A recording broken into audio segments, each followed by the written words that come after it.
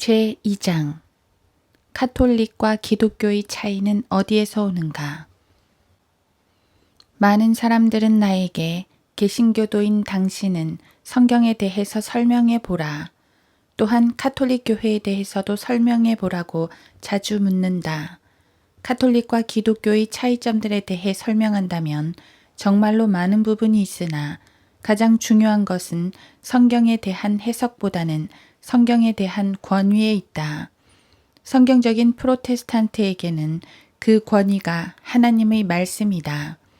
한 번은 어떤 로마 카톨릭 사제가 당신 개신교도인들은 성경이 말씀하고 있는 모든 것을 다 믿느냐고 혐오감을 갖고 나에게 큰 소리 쳤던 때가 있었는데 이것은 이를 잘 대변해주는 사례라고 볼 수 있다.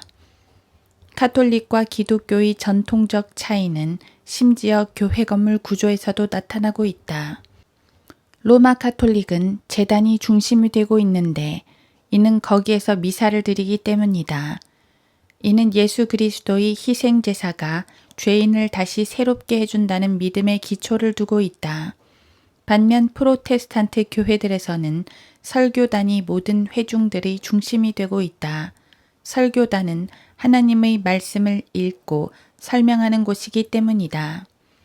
로마 카톨릭은 공식적으로는 성경을 영감받은 하나님의 말씀으로 받아들이고 있지만 실제적으로는 성경을 최종 권위로 받아들이고 있지 않다.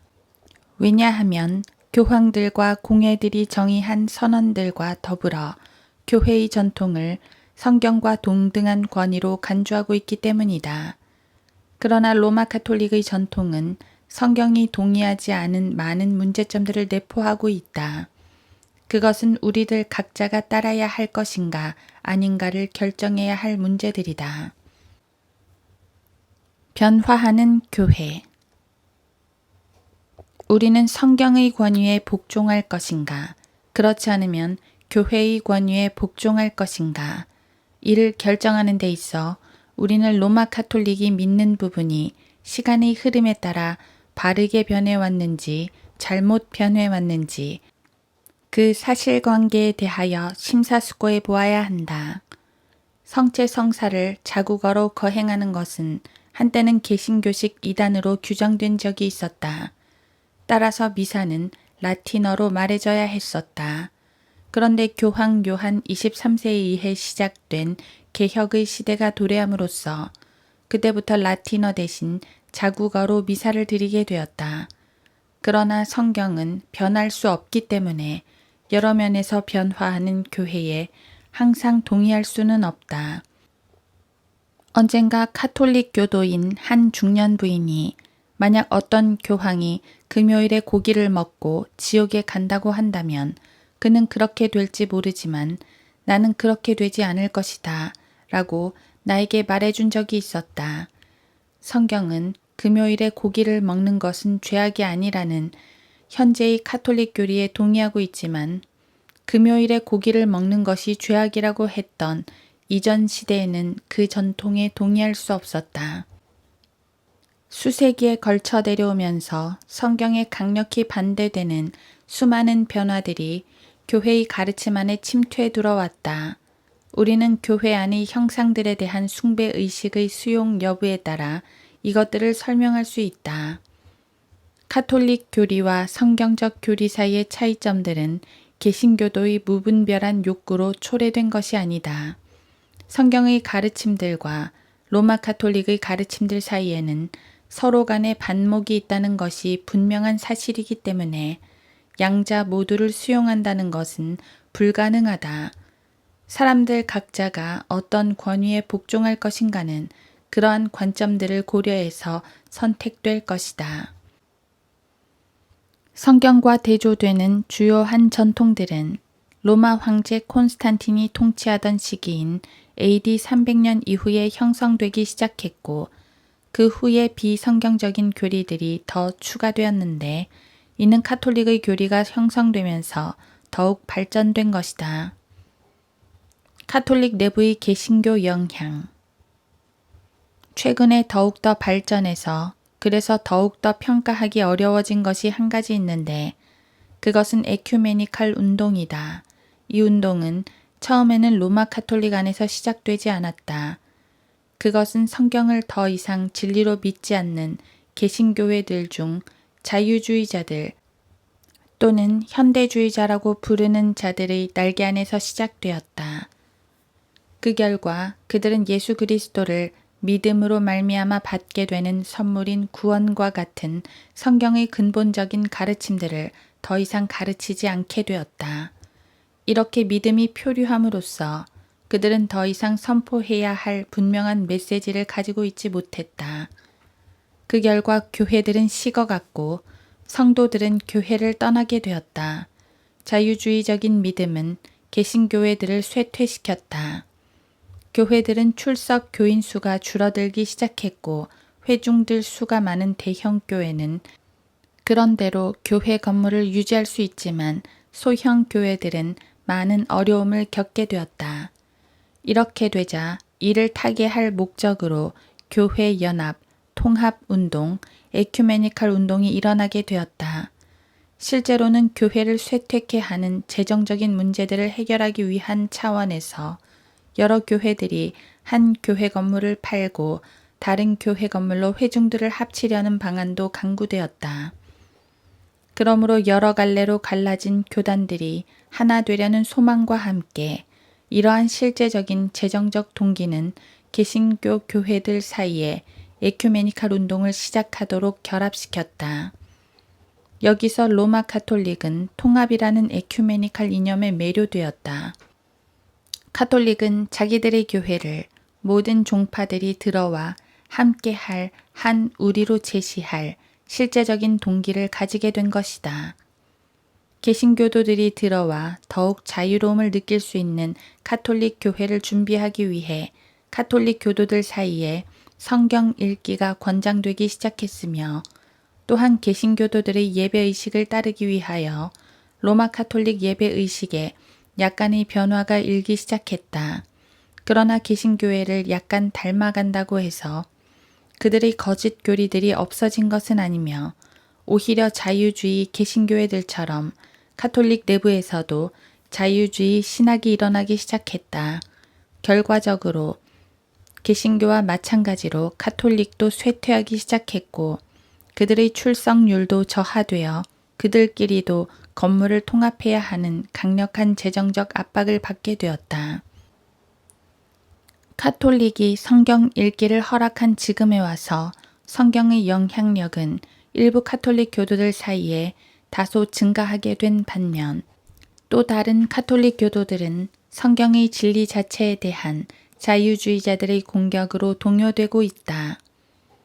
역시 개신교도들로부터 유입된 카톨릭 내의 또 다른 새로운 현상은 1901년 캘리포니아에 있는 한 개신교 교회에서 시작된 은사주의 운동이다. 그것은 맨 먼저 오순절 은사주의 교회에서 일어났는데 그런 다음에 각 종파들에 흘러들어가게 됨으로써 카톨릭 은사주의 운동에까지 이르게 되었다. 왜 성경을 따라야 하는가? 성경은 증오의 대상으로 수세기에 걸쳐 내려오면서 남아있는 책이 없을 정도로 파괴되었다. 성경 필사본들은 함께 불태워진 다른 어떤 책들보다도 많았지만 오늘날은 더 많은 사람들이 그것을 읽고 있으며 더 많은 사람들이 그것을 소유하고 있고 더 많은 언어들로 번역되어서 다른 어떤 책들보다도 더욱 많이 출판되고 있다. 오늘날 수백만 명의 사람들이 이 책을 읽고 있지만 과거에는 수백만 명의 사람들이 성경의 진리를 알리기 위하여 그들의 목숨을 희생했다. 왜 그랬을까? 왜냐하면 성경은 죄 있는 사람의 삶을 선하게 해주고 값어치 있게 해주기 때문이다. 성경의 영향력을 통하여 그들은 하나님을 알게 되었고 그래서 그들은 주의 사람들에게 이웃을 돕는 자가 되고 있다. 왜냐하면 성경은 하나님의 영감으로 기록되었기 때문이다.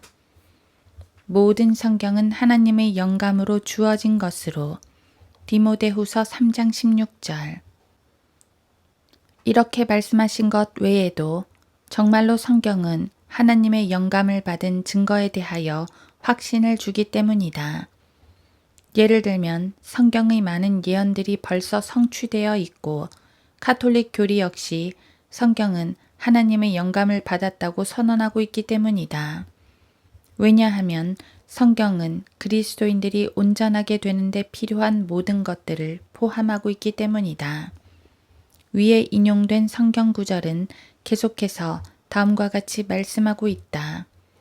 모든 성경은 하나님의 영감으로 주어진 것으로 교리와 책망과 바로잡음과 의로 훈육하기에 유익하니 이는 하나님의 사람이 온전하게 되며 모든 선한 일에 철저히 구비되게 하려 함이니라. 디모데후서 3장 16에서 17절. 우리는 믿는 자로 하여금 이와 같이 철저히 구비될 수 있도록 하기 위해서는 전통으로부터 아무것도 첨가하는 것을 원치 않는다. 왜냐하면 사도 베드로가 그의 두 번째 서신에서 우리들에게 알려준 것과 같이 성경은 그가 눈으로 직접 본 것과 귀로 직접 들은 것보다 더 신뢰할 수 있기 때문이다. 왜냐하면 성경은 성령님에 의해 붙잡힌 사람들에 의해 쓰여졌기 때문이다. 베드로후서 1장 16에서 21절. 먼저 이것을 알지니 성경의 어떤 예언도 사사로운 해석에서 나온 것이 아니니 예언은 예전의 사람의 뜻에서 나온 것이 아니요 오직 하나님의 거룩한 사람들이 성령으로 감동을 받아 말한 것이니라. 베드로후서 1장 21절. 성경이 베드로 자신이 보고 들었던 것보다 더 확실하다는 것이 분명하다면 성경을 반박하는 어떤 전통보다도 그 성경을 더 신뢰할 수 있는 것이다. 어떤 사람들은 다른 이들은 성경을 해석할 수 없으며 오직 로마 카톨릭만이 성경을 해석할 능력이 있다고 말하고 있다. 그러나 위 성경 구절은 성경을 기록한 사람들에 대한 하나님의 인도를 말씀하고 있는 것이지 어떤 특정 사람들만이 그것을 해석할 수 있다고 말씀하고 있지 않다. 사도 바울은 바울에게서 배운 것이 참으로 성경적인가를 알기 위해서 그들 스스로 성경을 상고하고 있는 베레아 성도들을 칭찬했다. 베레아 사람들은 데살로니가 사람들보다 더 고상하여서 전심으로 말씀을 받아들이고 그 말들이 그런가 하여 매일 성경을 상고하므로 사도행전 17장 11절. 만일 그들이 사도 바울의 가르침에 대하여 그들이 이미 가지고 있는 성경으로 그것을 비교해서 그 말들이 그런가 하여 잘 상고했다면 오늘날 우리도 교회의 전통들에 대하여 똑같이 더욱더 상고해 보아야 하지 않겠는가. 신약 성경은 전통에 대하여 많은 것들을 말씀하고 있는데 인간의 전통이 하나님의 말씀에 반대될 때는 그것을 질책하신다. 예수 그리스도께서는 다음과 같이 말씀하셨다. 너희가 하나님의 계명을 버리고 사람들의 전통을 지키니. 마가복음 7장 8, 13절, 또한 마태복음 15장 2에서 6절, 골로새서 2장 8절, 데살로니가 전서 2장 13절, 갈라디아서 1장 14절을 보라. 어떤 사람들은 성경의 권위를 초월하여 로마 카톨릭의 권위를 정당화시키기 위해 성경은 예수 그리스도와 사도들이 가르친 모든 것을 포함하고 있지 않다는 것을 우리에게 상기시켜주고 있다. 물론 그것은 사실이다. 성경은 예수 그리스도의 모든 말씀을 다 담고 있지는 않다. 그렇지만 이 사실이 성경의 가르침에 뚜렷하게 반대되는 수많은 카톨릭 교리들을 수용하도록 우리에게 어떠한 권위를 주시는 것은 아니다. 요한계시록 22장 18에서 19절, 마가복음 7장 3에서 13절.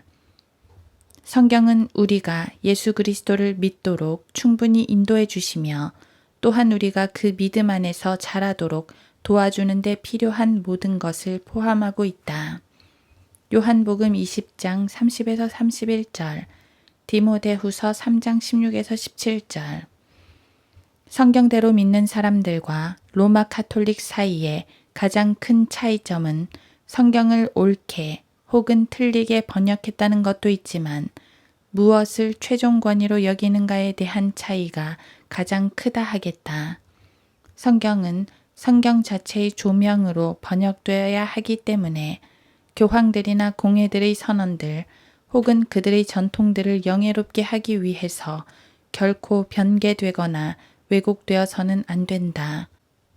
데살로니가 후서 2장 15절, 3장 6절.